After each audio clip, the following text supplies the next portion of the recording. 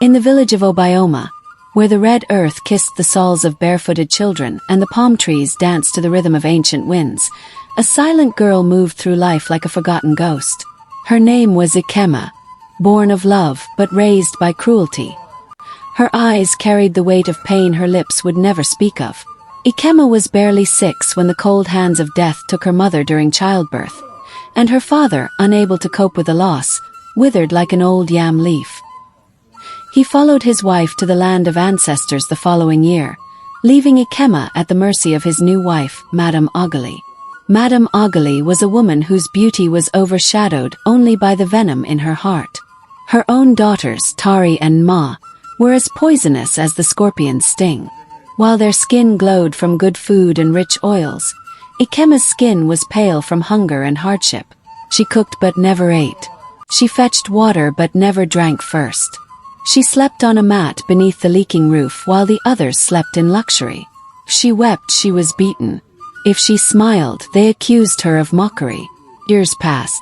Ikema became a young woman, delicate but strong, with quiet dignity wrapped around her like a faded wrapper. But Madame Ogali despised her more with each passing day.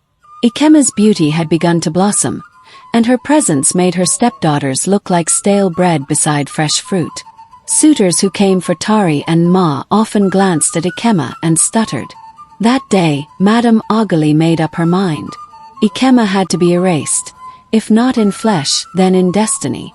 It happened one morning as the rooster crowed for dawn. Madame Ogali summoned Ikema into the compound.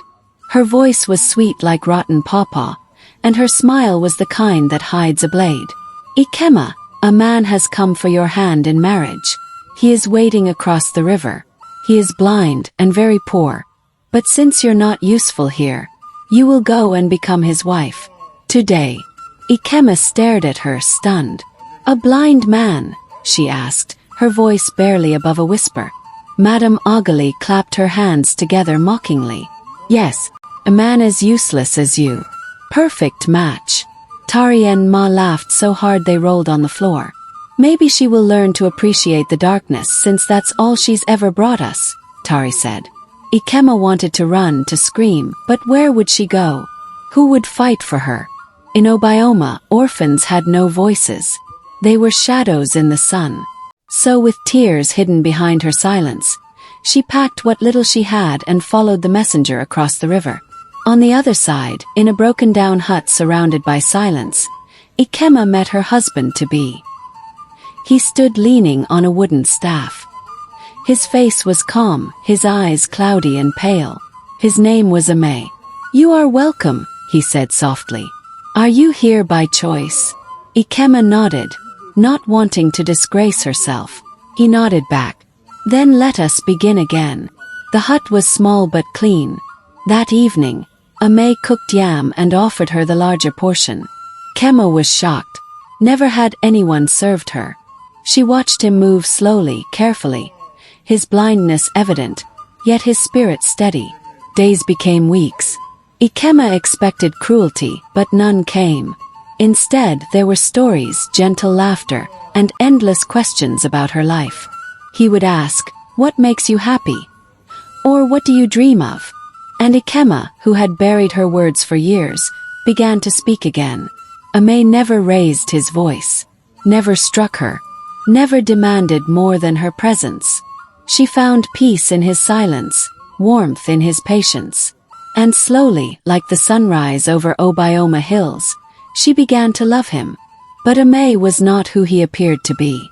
Far away in the city of Nwokidi, he was known as Chief Ame Okombo, the only son of the late Cocoa King, owner of lands and wealth so vast even chiefs bowed when he walked by. After a heartbreak with a woman who only loved his fortune, Ame had chosen to vanish, disguising himself as a blind man to seek one thing money could never buy: true love. Ikema did not know she had passed his test, but the gods knew, for they watched how she washed his clothes without complaint, cooked without bitterness, and spoke to him with respect no matter who mocked her. Back in Obioma, Madame Ogali could not believe what she heard. Word reached her that Ikema was not suffering but thriving, that the beggar treated her better than many titled men treated their wives. She could not bear it. Rage boiled in her belly. One day, with Tari and Ma, she stormed across the river. They marched into the compound shouting, "Witch! You used charms to trap the man." But Amay stepped out quietly. "Leave," he said. "There is peace here. Your wickedness is not welcome. You are blind, what do you know?" Ma hissed. "I may be blind," he replied, "but even a blind man can sense evil." They left in shame. That night, Amay sat beside Ikema and said, "There is something I must show you." He removed his dark glasses. His eyes were clear. "Seeing life." Kema gasped, stepping back. "You can see." "I can now," he said. "And I have seen your soul. That's what made me fall in love with you." She sank to her knees, confused and overwhelmed. He lifted her gently. "You were the only one who loved me for who I am, not what I had."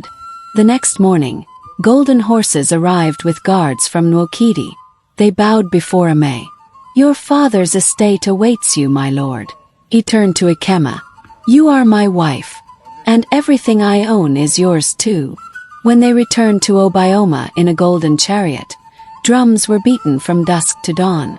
The villagers bowed, thinking a prince had come. But when they saw Ikema descend in royal attire, they fell silent in shock. Madame Agali fainted. Tari and Ma covered their faces. Amay stood tall and addressed the people. "This woman you mocked, this orphan you cast aside, she is now my queen. May her story remind you all. Never despise the lowly, for the gods raise whom they please." Ikema built a center for widows and orphans, where food and love flowed like rivers. Surprisingly, she offered her stepmother and stepsisters work, not as punishment but as redemption. "You taught me pain," she told them. "But that pain turned to wisdom. May you learn yours through service." And they did.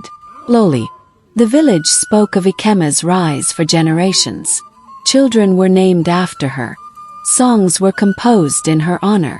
And under the moonlight, the old women would gather the young and whisper, "Never mock the feet that walk in dust, for they may one day walk in gold." The end.